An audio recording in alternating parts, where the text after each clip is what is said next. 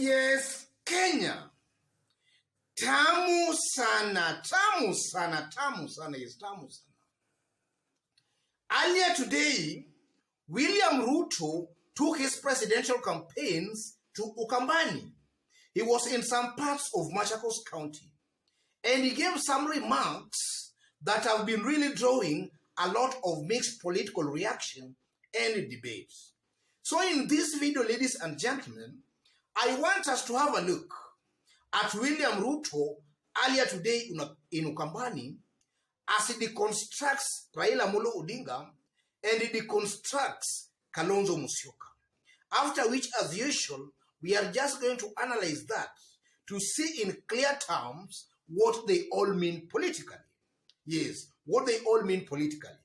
But you will forgive me for today, our lighting is not all that good. We have a blackout where we are. Otherwise, ladies and gentlemen, listen to William Ruto. Na mimi shida na bwana Kitendawili, nilisukuma yeye mpaka akakuwa prime minister. Lakini wakati nilikundua huyu mtu apendi Mungu, nikawachana na yeye. Kwa sababu mtu mimi ndio.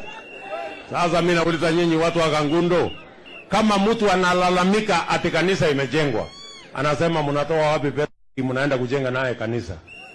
Mtu analalamika watu wakitoa sadaka, huyo ni mtu anapenda Mungu kweli? Nikaona hii mtu hapendi Mungu, hapana. Mimi nikawachana na yeye, nikawachia Kalonzo. Kalonzo naye amemsukuma mpaka mnaona nywele siku hizi ya Kalonzo imeisha akisukuma hiyo mtu. Sasa mara ya mwisho nilisikia hata Kalonzo naye amechoka. Kalonzo amesema itaonekana mjinga zaidi nikiendelea kusukuma hii mtu. Sasa hiyo mtu hasukumiki. So yes, that's William Ruto for you. And listening to William Ruto, there are some things that comes out from that speech of his. The first thing that is coming out is that William Ruto is telling Ukambani residents that Raila Amolo Odinga does not want him to build churches. That's one thing William Ruto is making clear. And then secondly, he is body shaming Kalonzo Musyoka. He is insulting Kalonzo Musyoka by stating that Kalonzo does not have some hair. That's an indirect insult.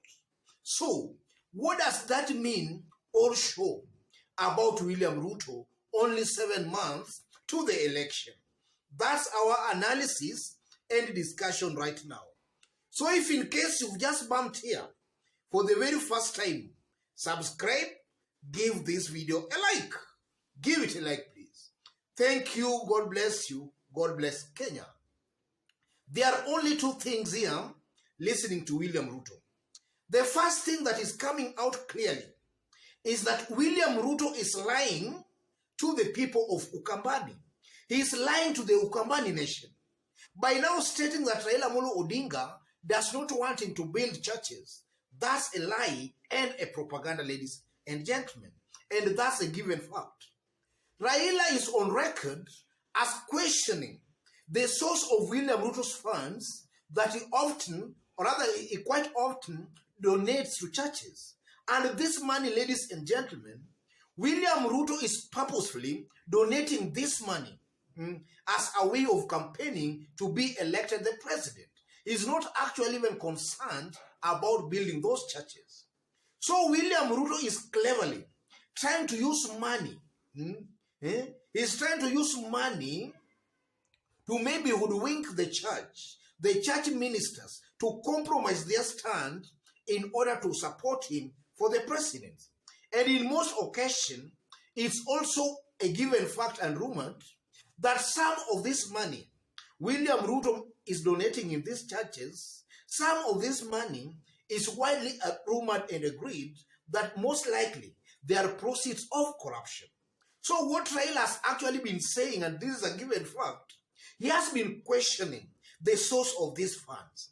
What Raila has actually been preaching, Raila does not want public offices, those charged with the responsibility of maybe delivering services to Kenyans, to plunder public resources, then they use that money again to compromise church ministers. Because we have been seeing in the recent days that upon these church ministers being given this money, they reduce the church or the pulpit into an arena for political insults, where now upon being given the money, they allow politicians now to use the pulpit as a political arena.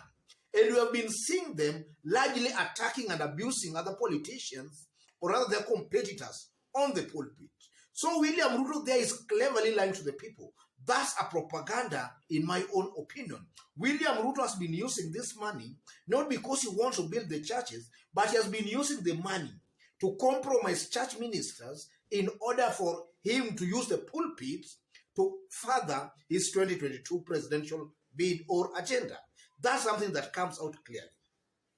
And then when he talks about Kalonzo Musyoka, kukosa nywele kwa kichwa, I strongly believe that that's a direct insult.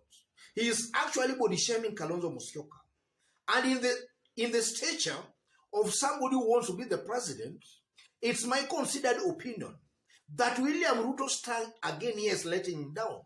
And this is something I've constantly been saying. I've always maintained here that William Ruto's main undoing is his tongue. He seems to be somebody who is in the make of Oscar Sudi. He's naturally born that way. And now as August draws near, I tend to believe William Ruto is proving that he cannot change. That is his nature. He is somebody born that way. He is a loose tongue. And for somebody who wants to be the president, I tend to believe, ladies and gentlemen, that is actually letting William Ruto down and is making William Ruto not to appear as presidential. A presidential candidate, such terminologies you should not actually be using on your opponent. So I tend to believe again here that as August approaches, William Ruto is being exposed more. A majority of Kenyans are now coming to the reality of the real William Ruto. This is a leader who has got a very loose tongue.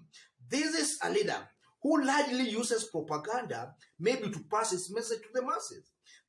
This thing of bottom up, every day is preaching bottom up. But now if you ask William Ruto very diligently how he's going to implement that bottom up, I'm very sure, ladies and gentlemen, that William Ruto will not be able to address that. He won't be able to explain that.